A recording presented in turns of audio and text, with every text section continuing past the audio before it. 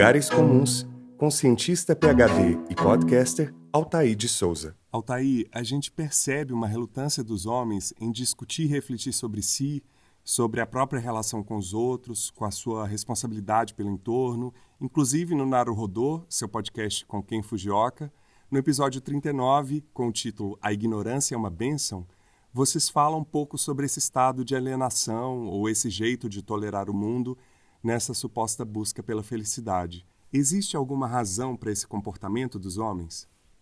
Pensando como, usando meu chapéu de psicólogo, a rigor, para além da sociedade, né, não existe nenhuma razão material para homens terem maior dificuldade em fazer autorreflexão. Assim, não existe nenhuma predisposição cognitiva, algo do tipo. Reflexão sobre o seu estado interno é uma coisa que todo mundo, né, homem, mulher, independente, demora alguns anos para ter. Pensando pela psicologia do desenvolvimento, assim, a capacidade de você conseguir refletir sobre o seu estado interno é uma coisa que começa aos 2 anos, mais ou menos, sobretudo com a linguagem, mas vai se estabelecer de verdade, assim mesmo, para ter uma autofala. Assim, as crianças pequenas têm muito autofala, né? Elas falam muito com elas mesmas. Mas para essa autofala se tornar interiorizada, né, e aparecer aquela voz que você tem dentro da sua cabeça, vai levar até os 7, 8 anos, pelo menos.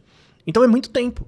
E aí a criança sai de uma fase mais motora, né, onde o comportamento motor é muito importante, e entra numa fase operatória, onde a grande característica é também o desenvolvimento motor, mas é o trabalho com as operações mentais. Então, Piaget chama, né, a fase sensório-motora, que é a primeira, que vai até os 2 anos, que é basicamente reagir, né, ao seu corpo e tal.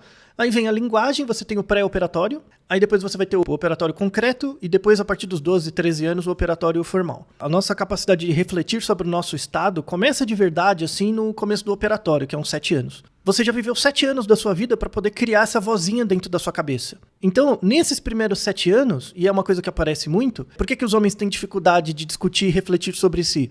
Porque nos primeiros 7 anos de vida, que é o espaço onde cria-se as potencialidades para isso, não existe uma discussão com os meninos, no caso, sobre isso.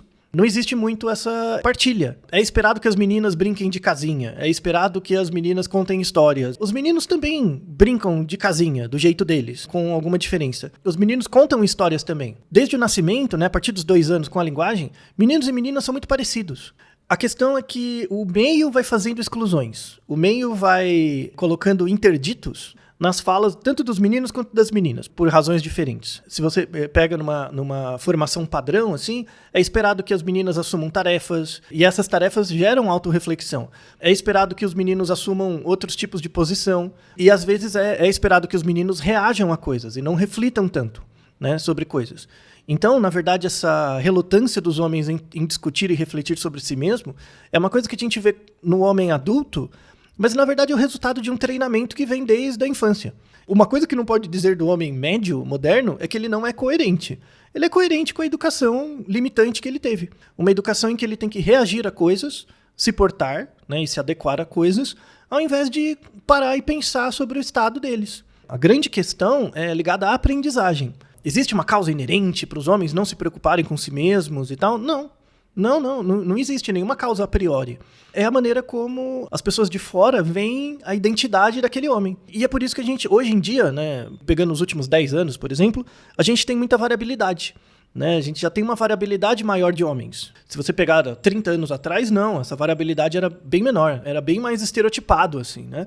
Você tinha muitas variabilidades do comportamento feminino, por exemplo. Do masculino era menos, né? Era mais estereotipado. Hoje a gente vê uma fluorescência maior, né? Uma variabilidade maior, o que é muito produtivo. Ainda essa questão de refletir sobre si mesmo e sua relação com os outros e tal, é algo que tem que ser trabalhado a partir dos 7 anos, por exemplo, principalmente, antes também, mas principalmente a partir da fase operatória. Tipo, o que você faria em cada situação? Colocar o menino para fazer uma situação e depois perguntar o que você achou. É bem interessante quando você pega a criação de meninos, assim, descrições sobre isso, que o menino tem que fazer. O que importa é que você faça. Se você fizer e parece que você se portou, tá bom. Você não precisa refletir. Dificilmente, para quem estiver ouvindo a gente, se você for homem, né? Dificilmente te perguntaram o que você achou. Te perguntaram, por que você não tá fazendo assim? Tem que fazer, tal. Então é esperado, faça, tal. Mas não é esperado o que você achou, o que você aprendeu, o que você tirou de lição. Isso não é esperado de ser dito. E é por isso que a gente não aprende a refletir sobre si mesmo, sobre nós mesmos. Eu mesmo sofro muitas dificuldades com isso, creio que todo mundo. E a ideia é contribuir na discussão para que os meninos do futuro errem cada vez menos, né, nesse tipo de falta de autorreflexão. Certo, gente? Obrigado mais uma vez e até a próxima.